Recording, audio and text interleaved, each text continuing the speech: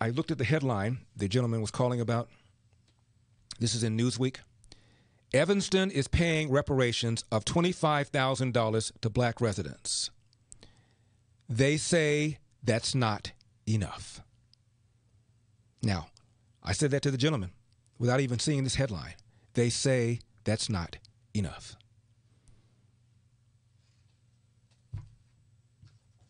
And this is what we're going to be facing. You know, decades ago, a congressman named John Conyers would introduce a bill at the beginning of Congress every 2 years for reparations. And it was a joke. And every year he'd do it. And every year he'd do it. Never in a million years did I ever think we'd get to the point where people are seriously taking this, where serious people are taking this seriously. Where do you start with this? I've heard that this is for 400 years of slavery. I heard 250 years of slavery. America didn't become a country until 1787. Slavery ended 1865. That's not 400 years. That's not 250 years. Government didn't own slaves.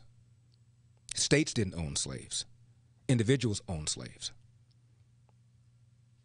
And why should anybody but Democrats pay a dime?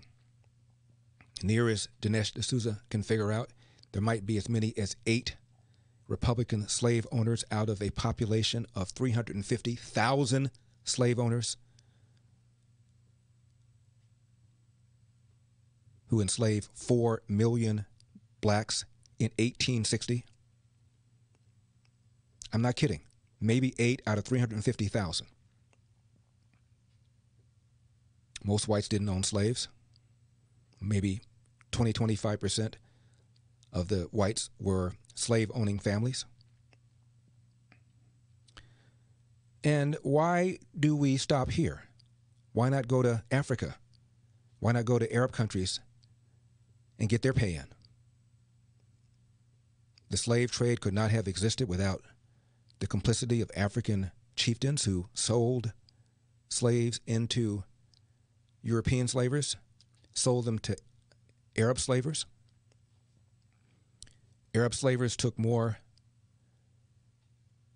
slaves out of Africa than European slavers did, and did it 300-400 years earlier and continued after the European slave trade stopped. And the Arab slave trade was far more brutal. As brutal as the Atlantic slave trade was, maybe 20% of the slaves died.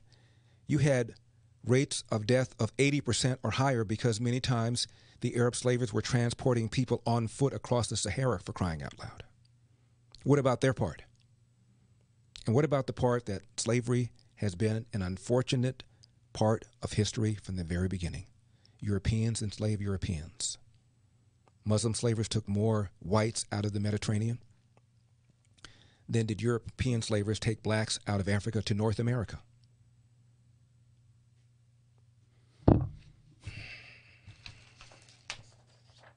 And Obama said that in his view, reparations were justified. Of course they were justified. To the slaves themselves or to their legal heirs, good luck trying to find them.